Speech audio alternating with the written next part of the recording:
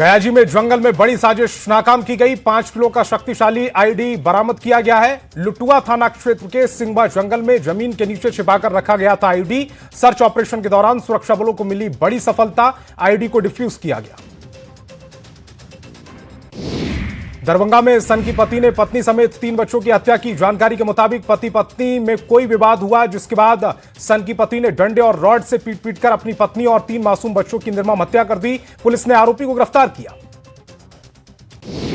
बोकारो में दामोदर नदी के भरवा घाट में नहाने गए 3 युवकों में से 2 युवक नदी की तेज धारा में बह गए। स्थानीय लोगों की मदद से एक युवक को बाहर निकाला गया, लेकिन चिकित्सकों ने उसे मृत घोषित कर दिया। दूसरे युवक की तलाश जारी है। जमशेदपुर में डॉक्टर के बंद घर में लाखों की चोरी की वारदात को अंजाम दिया गया। बताया गया कि डॉक्टर का परिवार बेंगलुरु गया था। इसी दौरान मौका पाकर चोरों ने हाथ साफ किया। घटना की सूचना के बाद फॉरेंसिक टीम के साथ पुलिस जांच में जुट गई। रांची में कोयला ढुलाई की अजीबोगरीब तस्वीर सामने आई है, जहां एक बाइक सवार 5 साइकिलों को खींच रहा था। रस्सी के सहारे एक दूसरे से सभी जुड़े हुए थे। हर दिन खदानों से अवैध ढुलाई होती है। रोहतास के करघर में न्यूज 18 की खबर का बड़ा असर हुआ। आंगनबाड़ी केंद्र में बच्चों के कपड़े उतरवाने के मामले में डीपीओ विनीता कुमारी ने बड़ा खुलासा किया है। जिन बच्चों की निर्वस्त्र तस्वीरें वायरल हुई, वे आंगनबाड़ी में नामांकित नहीं। बच्चों को निर्वस्त्र करने का कदम खुद अभिभावकों ने किया। औरंगाबाद में वट सावित्री पूजा के दिन ओबरा मंदिर परिसर में लापता हुए 4 साल के मासूम बच्चे को पुलिस ने 3 दिनों के भीतर गयाजी से सुरक्षित ढूंढ निकाला। बच्चे की बरामदगी गया शहर के डेल्हा थाना क्षेत्र के खरखुरा इलाके में स्थित एक किराए के मकान से हुई। एक महिला गिरफ्तार की गई। बांका के बौंसी के डैम रोड पर सड़क किनारे बहने वाली नदी से एक नवजात का शव बरामद हुआ है। मौके पर पहुंची शव बरामद किया गया। मामले की जांच जारी है। पटना विश्वविद्यालय के इकबाल हॉस्टल से पुलिस ने सर्च ऑपरेशन चलाकर 2 जिंदा सुतली बम बरामद किए। पुलिस ने गुप्त सूचना मिली थी कि 2 छात्र गुटों के बीच रंजिश में बमबाजी हो सकती है, जिसके बाद हॉस्टल में छापेमारी की गई।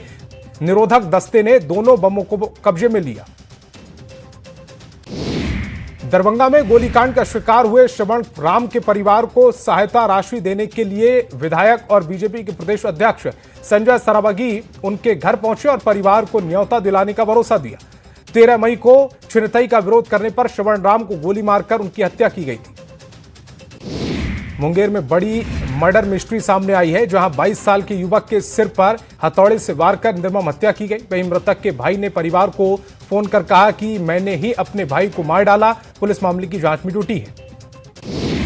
शेखपुरा के कसार थाना क्षेत्र से 2 दिन से 2 दोस्त गायब हैं। वहीं डबल हत्याकांड एक अनसुलझी पहली बन गया है। मंगलवार को पुलिस को 2 शव बरामद हुए हैं। दोनों युवकों का चेहरा तेजाब से जला हुआ है ताकि पहचान न हो सके। शव मिलने से परिजनों में सनसनी फैल गई। वैशाली में कंप्यूटर व्यवसायी से लूटपाट मामले में बड़ा खुलासा हुआ। मामले में 2 आरोपी को गिरफ्तार किया गया। वहीं 2 देसी कट्टा जब्त किए गए। घटना में इस्तेमाल बाइक भी जब्त कर ली गई है। फरार आरोपियों की तलाश जारी है। भोजपुर में मद्य निषेध विभाग ने बड़ी कार्रवाई की है। पुलिस ने 6 लाख की विदेशी शराब जब्त की। एसयूवी कार के साथ एक तस्कर को गिरफ्तार किया है। बक्सर पटना 4 लेन से अवैध शराब की बरामदगी की गई। सीतामढ़ी में मारपीट में घायल शख्स की मौत हो गई है। इलाज के दौरान शख्स की मौत हुई। 5 दिन पहले शख्स से मारपीट की गई थी। मारपीट का वीडियो भी सामने आया। आरा नगर निगम क्षेत्र के धनुपरा पुल के पास अतिक्रमण हटाओ अभियान चलाया गया। सड़क किनारे किए गए अवैध अतिक्रमण हटाते हुए पूरे रास्ते को अतिक्रमण मुक्त कराया गया। प्रशासन की इस कार्रवाई से यातायात व्यवस्था सुचारू हुई। चाईबासा में डायन के शक में बुजुर्ग महिला की हत्या कर दी गई। 4 युवकों पर हत्या का आरोप है। आरोपी में से एक को पुलिस ने गिरफ्तार किया। अन्य की खोजबीन जारी। पतरातू थाना क्षेत्र के ताला टांड से 13 मई को चोरी हुए टर्बो ट्रक को पुलिस ने लोहरदगा के किस्को मोड़ से बरामद किया है। वहीं टर्बो ट्रक चुराने वाले लोहरदगा के ईदगाह मुल्लाह निवासी कासिम अंसारी को गिरफ्तार कर लिया गया। धनबाद के हीरापुर में छिनतई की कोशिश नाकाम की गई। लोगों ने 2 युवकों को पकड़कर पुलिस के हवाले किया। हीरापुर स्थित सदर थाना में एक व्यक्ति से 10,000 रुपए की छिनतई की कोशिश की गई थी।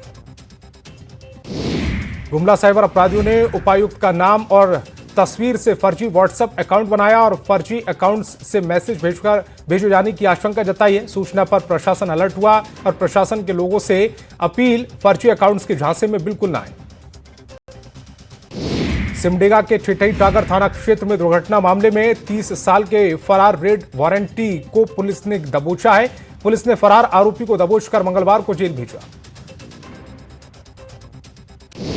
सिमडेगा में चोरी करते हुए अपराधी को पुलिस ने रंगे हाथ गिरफ्तार किया है। बाइक घर के बाहर खड़ी थी, वहीं मौका पाकर एक चोर बाइक लेकर भागने लगा। इसी दौरान पुलिस को सूचना मिली कि चोर बाइक लेकर क्रूशकेला की ओर भाग निकला है, जहां पुलिस ने आरोपी को धर दबोचा।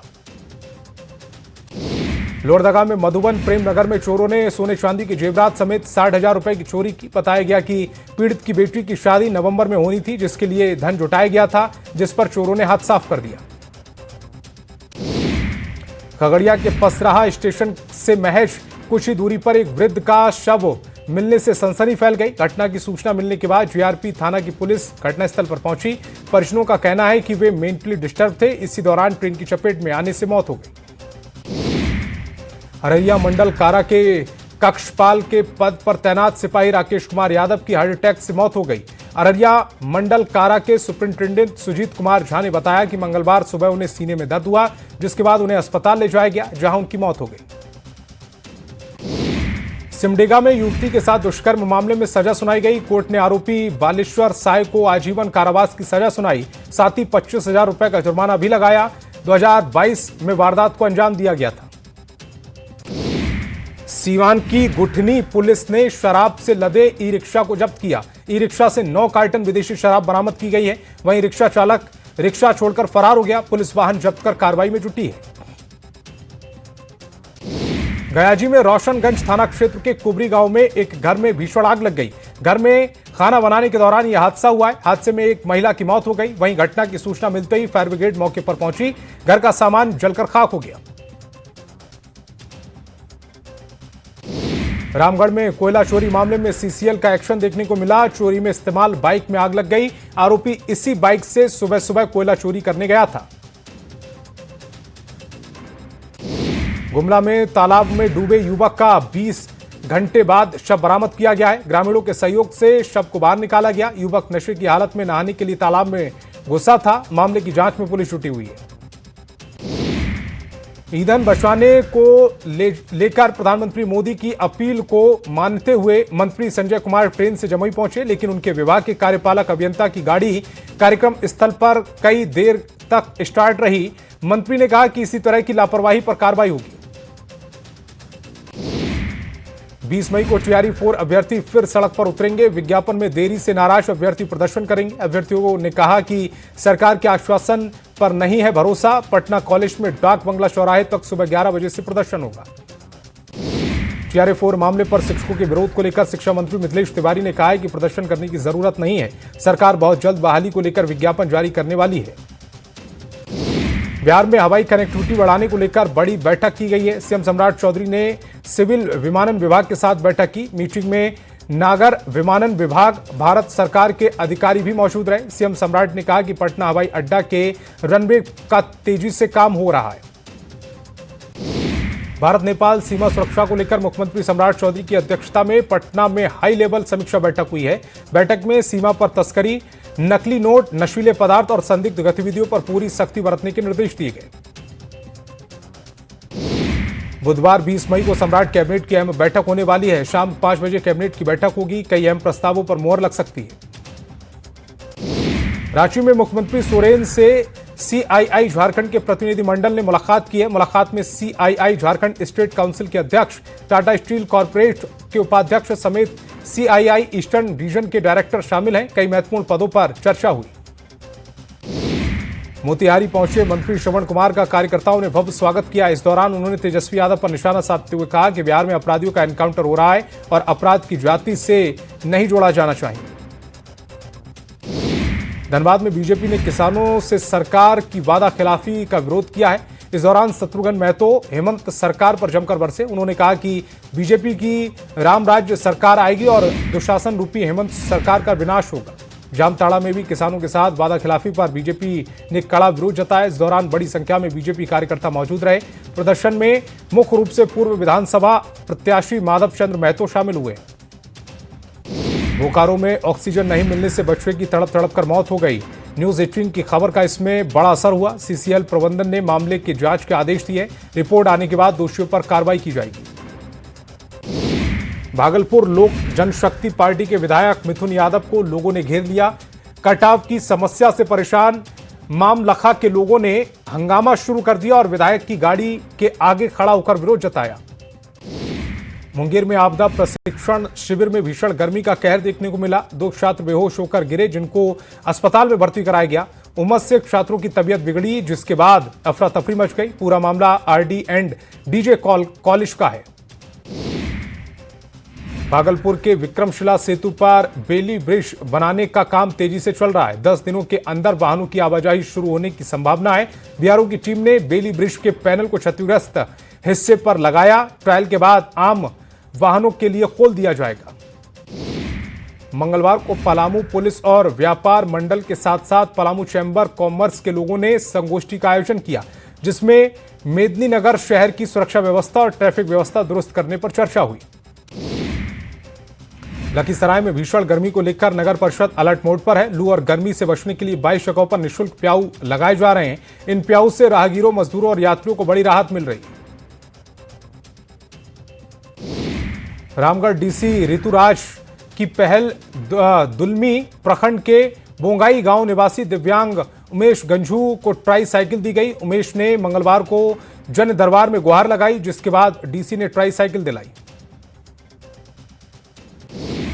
मुंगेर के सभी 9 प्रखंडों में सरकार की महत्वाकांक्षी सहयोग शिविर का आयोजन किया गया। शिविर में मौजूद अधिकारियों ने आम जनता की समस्या सुन समाधान किया है।